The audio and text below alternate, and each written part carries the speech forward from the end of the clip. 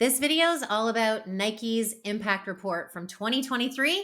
My name is Lindsay Hampson. I'm the president of This Rock Inc. We're an ESG and sustainability consulting firm. We've helped dozens of companies figure out sustainability. So here we are talking about Nike. Now, this is our impression of their pros and cons or opportunities for improvement across the environment, across people and practices, and even across their community involvement. So if you got a couple minutes and you want to hear our opinions of Nike's impact report for 2023, then hop in.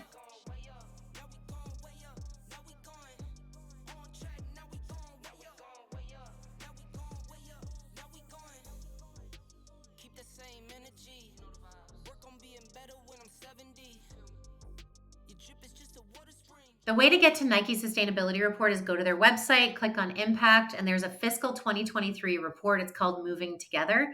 You can do this with any of your favorite brands. So go ahead and take a look. It's 210 pages, so I promise to not go through this with you. What I really want to show you is that they have a bunch of sections. They have targets, people, planet, play, then some of their approaches, and then appendix. I always like to hop to the appendix first, and not to make you dizzy, but we're actually seeing some data and some numbers. So this is, for example, their board of directors, their makeup.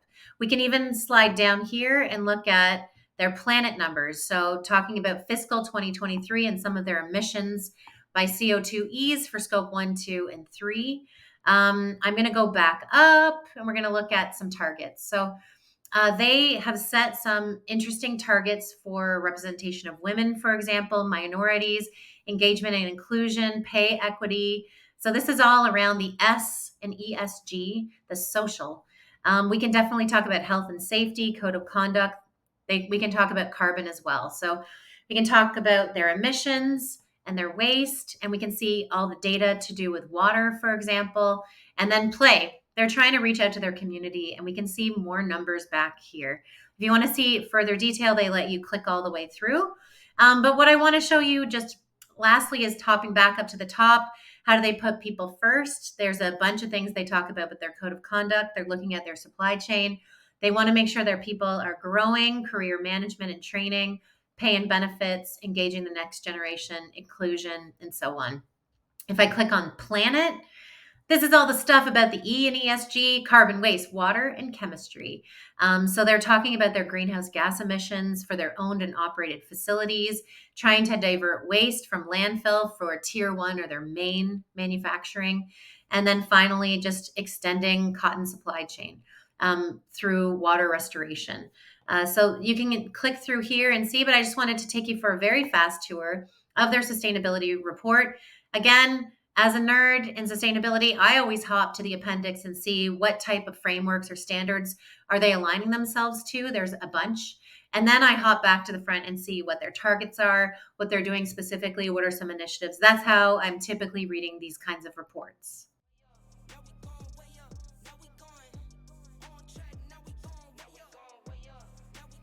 So we're going to start with the environment, and there's a big section called Planet in the sustainability report I just showed you. And I want to get into 3 pros and 3 cons of the environmental section in their impact report. So let's hop in. So first, let's bask in the highlights here. Imagine a world where a global giant like Nike powers its factories and offices with almost entirely renewable energy. Sounds like a dream? Well, it's actually reality. In 2023, Nike reached a remarkable milestone by sourcing, get ready, 96% of its energy from renewable sources, which is a huge leap from where they were in 2020 at 48%. So this transformation isn't just a huge win for Nike, but it's honestly, I guess, a beacon for the whole industry. Picture Nike's bustling production lines as well, where nearly 8 out of 10 products are crafted from recycled materials. Actually, the shoe that I showed you at the beginning has some. This is the power of Nike's Move to Zero initiative, it's called. You can look it up after. It's called Move to Zero. It's a commitment in circularity, and it wants to reduce reliance on virgin resources. So always using net new material doesn't make sense anymore. How can they start using products or materials that have been used before in the circular economy? So it's a pretty bold move, in our opinion, toward a sustainable future. And we're pretty happy that Nike is the one that's doing it and making it cool, because their choices in fabric and thread tell a story of them thinking outside the box and being more responsible. So now let's cover environmental cons or opportunities. And I think this goes without saying, but just the nature of their business is to encourage people to buy things, buy shoes, buy workout clothes, buy whatever. And I think just that push to always have something net new is an environmental con. It just always will be the nature of their business. But the big one that I want to talk about here is incomplete Scope 3 emissions reporting. It's obviously hard for a big company like Nike to realize everything that's up and down their supply chain and their impact. But I think a significant portion of their overall carbon footprint is not in detail addressed or documented. And it's hard because you can imagine, we can all imagine that there's lots of people supplying things to Nike. And so to get their full Scope 3 carbon footprint and then start putting that weight on their suppliers to reduce their emissions and get more responsible with materials, for example, that is an issue, but that is a con for the environmental reporting. The second is just material sourcing challenges. So just it's hard to completely switch to sustainable fabrics, for example, but we know that that needs to be done. Nike is on its way, but that is something, again, it's a challenge. Material sourcing is definitely a way through, though, to lessen their overall impact. And third is just waste management transparency. There's definitely a lack of information on the methods and the verification of waste. That's just a challenge in the report that we noticed. It's tough for us to be 100% confident in the numbers on waste up and down the supply chain when those details are so impactful to the numbers. Next section we're talking about is people. Putting people first is their title. They want to talk about women, ethnic and racial minorities, inclusion, engagement, pay and benefits, next generation, career growth, supplier code of conduct. So this section, we're going to talk about what we think they're doing right and opportunities for improvement.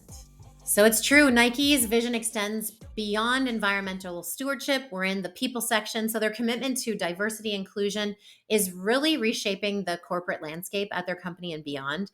So they have an office where 41% of the workforce are racial and ethnic minorities, and 44% of leadership roles are held by women.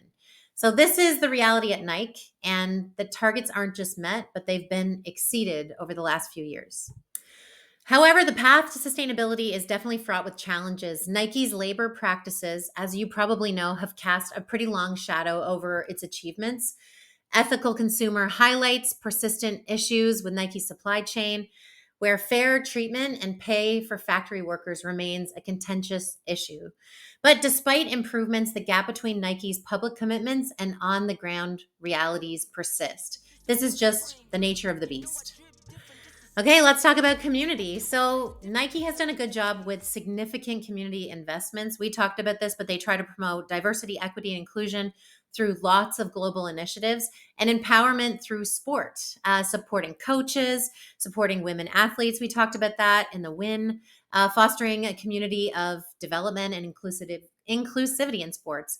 And finally, they are a good company to support diverse suppliers. So I'd mentioned this earlier, but $1.4 billion they spent with diverse suppliers. So what they want to do is promote diversity in their supply chain to make sure it's not always the same type of companies that get to work with a brand like Nike. There are opportunities for community improvement as well. So this is local impact concerns. So there's definitely disparities in the way that they're supporting and benefiting types of people in communities affected by Nike's operations. Then the next is just monitoring and evaluating how their commitments have helped. There's limited transparency in seeing the long-term impacts of their programs, maybe because they're new, but maybe because we're just not tracking it deep enough. And finally, resource allocation or just investments. So some critics argue that resource allocation sometimes favors branding over actual impact. Okay, let's tackle governance for number 4, transparency in their reporting. I went right to it in the appendix of the Nike Impact Report for 2023. They have detailed reports on sustainability efforts, data outlining progress and challenges. So I appreciate that and that they're using standards that are globally recognized. The second is just establishing ethical standards. So they have a code of conduct for all suppliers. They're really focused on fair labor practices. And finally, number 3 is the standards Nike aligns with. They use SDGs, that's United Nations Sustainable Development Goals, the GRI, they use SASB. LEED Gold certifications are used by Nike, and you can see that in their impact report. Some see that Nike's bold sustainability claims are inaccurate. They have been questioned for sure. They actually led to a high-profile greenwashing lawsuit. The judge dismissed the allegations, but the controversy sparked critical conversation about transparency in these big brands and the honesty of corporate sustainability efforts. So, for a brand like Nike, clarity and integrity in communication and governance are honestly the way to go to maintain customer support. There was also a recent shareholder vote against enhancing worker rights, which kind of reveals this internal resistance to more aggressive reforms, which is what we think they need. This decision underscores the tension between maintaining profit margins and committing to ethical practices. So it's a reminder that the journey toward true sustainability, even though it appears like it's all green, definitely is met with internal and external hurdles. So, getting more transparency around governance will only help us to trust Nike more. And number 5 is all about circularity, or where these materials come from that we pop on our feet, for example. So, let's talk a little bit about pros and opportunities for circularity. Circular innovation pros. Number 1, waste reduction. So Nike has circularity programs. There's one called Nike Refurbished. The other one's called Reuse a Shoe. And you can imagine by those titles that it's all about waste reduction through refurbishing, fixing, recycling products, which will help educate their consumer base. Number 2, resource efficiency. So they're talking about using recycled materials and even promoting product longevity so that we don't have to go buy a new pair of shoes. And they want to reduce the need for virgin resources or materials, like we talked about. Not always net new materials need to go in a shoe. How can we make them last longer? So they are contributing to just knowledge share and moving the industry forward with regards to production practices. And finally, consumer engagement. I talked a little bit about this already. These initiatives are educating and engaging people like you and I to talk about the importance of material consumption, fostering a culture of responsibility, and just even the word circular is helping. Circular innovations, opportunities or cons. Number 1 is just implementation. This is a beast to implement. Think about all the clothing out there, all the sporting goods out there. It's tough to actually make sure that there's consistent implementation across all of their areas of the business, including across the global supply chain. So that is definitely an issue. It's hard to get that. 2 is scale. There's a scale limitation where the circular programs are relatively small compared to the overall production volume of everything at Nike. And finally, economic viability. So obviously, making these circular initiatives economically viable is important, and it's hard to learn how to scale them. That's definitely a hurdle. So they need to continuously work on this and invest in this because they, as a big brand, can show the world, the rest of the companies, the rest of the industries that if Nike can make this happen, then so can you. So, Nike's sustainability report from 2023, they call it the Impact Report, I think did a good job of painting a picture of a company that's massive and is striving for greatness. But I think we all noticed that they're grappling with the realities of its impact, of how to do things, how to change things. Thank you for joining me in our exploration of Nike's Impact Report from 2023. Again, I love looking at these reports, getting into the data, figuring out what they're doing, what's interesting, and I love sharing it with you because I hope it helps you feel like you can make some interesting changes at your company that are not only good for the environment or for people, but also helpful to your bottom line. So please stay curious, and thanks so much for watching. I hope this was helpful, and I hope you're having a great week. See you later.